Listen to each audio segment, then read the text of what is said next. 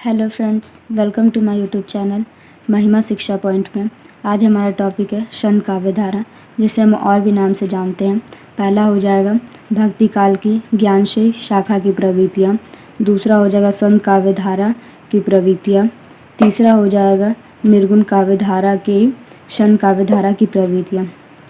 आज हम पढ़ेंगे संत काव्य धारा का परिचय, संत काव्य धारा की प्रमुख प्रवृत्तियाँ या विशेषता एवं संत काव्य धारा के प्रमुख कवि। तो चलिए हम चलते हैं। इसका परिचय हो जाएगा हिंदी साहित्य के भक्तिकालीन काव्य साहित्य में निर्गुण काव्य धारा के अंतर्गत संत काव्य धारा एक प्रमुख व विशिष्ट काव्य धारा है। विभिन्न संत कवियों ने संत विचारधारा का प्रचार प्रसार करने हेतु इस काव्य धारा को विकसित किया।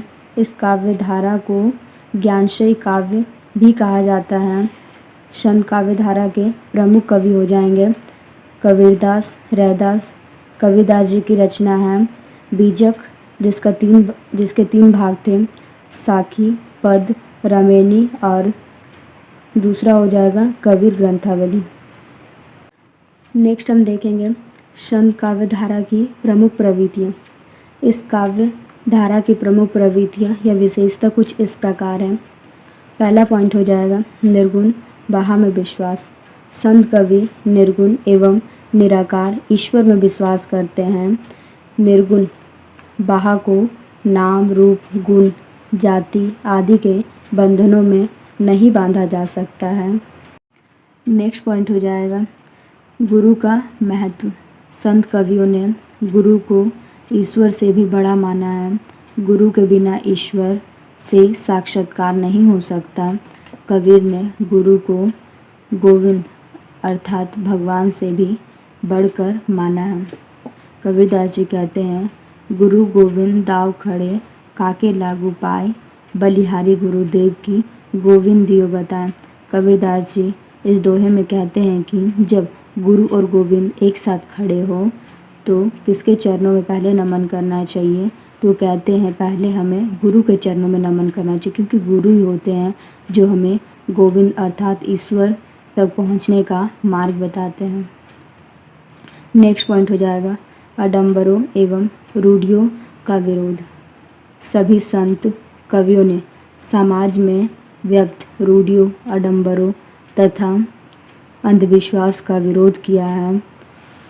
धार्मिक हिंसा, व्रत, उपवास, मूर्ति पूजा आदि का इन्होंने डटकर विरोध किया।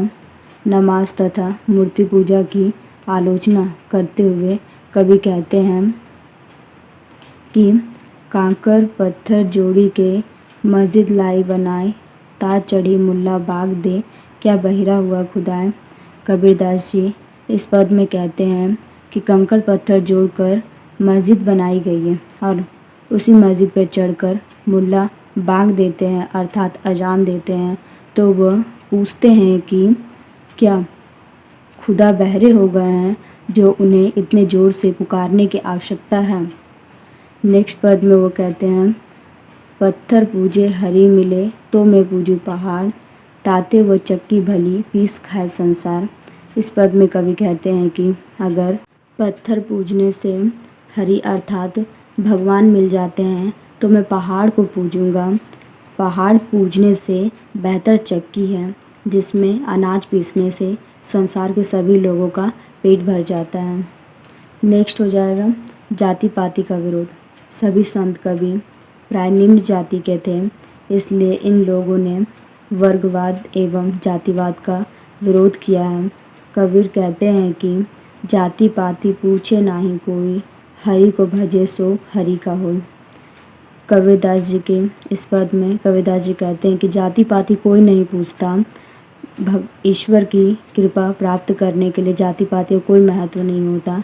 जो सच्चाई से ईश्वर को भासता है अर्थात ईश्वर की भक्ति करता है, ईश्वर उन्हें मिल जाते हैं।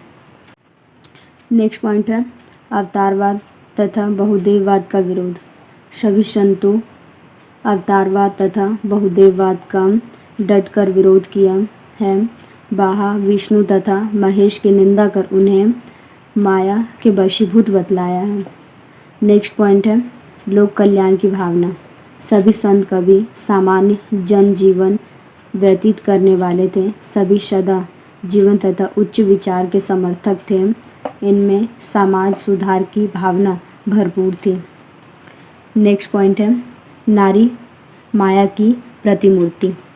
संतों ने नारी को माया की प्रतिमूर्ति तथा सर्वनाश का कारण माना है। नेक्स्ट पॉइंट है भाषा एवं शैली। इन कवियों ने जो कुछ भी लिखा है वह पदों अथवा दोहों में है। इनकी भाषा अवधी, ब्रज, खड़ी बोली, हिंदी, फारसी, राजस्थानी, पंजाबी आदि भाषाओं का मेल है। इसलिए इन विद्वानों ने इनकी भाषा को सधुकड़ी भाषा कहा है। इसका निष्कर्ष हो जाएगा संत कवियों ने अपनी सरल, उपयोगी, आडंबरहीन वाणियों से तत्कालीन समाज का अतीवहीन संपादन किया है। फ्रेंड्स, अगर आपको मेरा वीडियो पसंद आया हो तो प्लीज़ लाइक एंड सब्सक्राइब करें।